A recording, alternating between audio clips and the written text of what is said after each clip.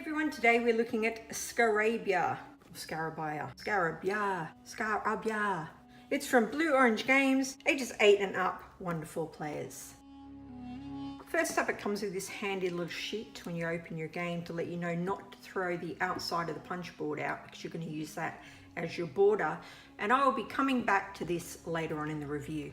Really thin rules, and you'll see why. So these are those boards that we mentioned. Got your Scarab scores, tile-shaped cards, and everyone has 4 pieces that will make up your player board in 4 different terrain types. You've got desert, bushland, underwater, and some kind of snowy tundra.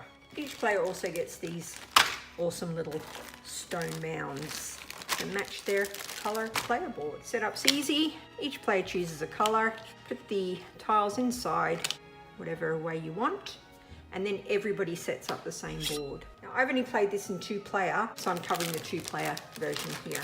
Everybody collects their tile set and the game begins.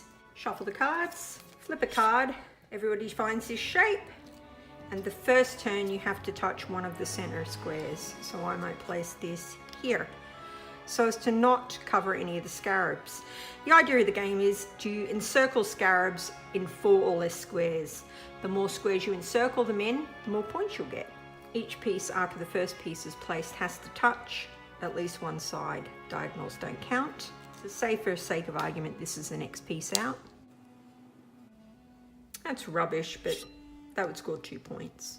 And that's the whole game. Player at the end with the most points wins. That is how simple this game is. This is a very, very, very light family game. You can see it's ages 8+.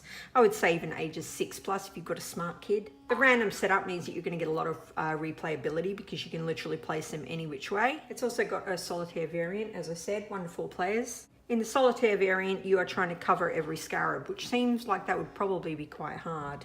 Nice things about it, well, it's a really nice looking game. The little plastic rocks are pretty cool. They add a bit of depth to the board.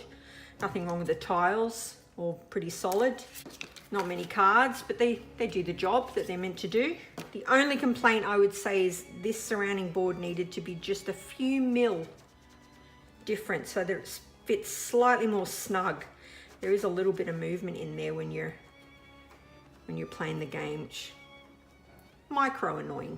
If you're looking for a really easy, lightweight or family game, I would say Scarabya is an okay game. It's a good game. It's not brilliant, it's not terrible. It's somewhere in the middle. For me, this is a great game to bring out on game night when I've got new people over who have never played a modern board game. Hope you've liked these thoughts on Scarabya. If you haven't subscribed, maybe give that a go. Come on, join me, we're geeks together, we love board games. I will see you in my next video, and thank you for watching. Effenstein out.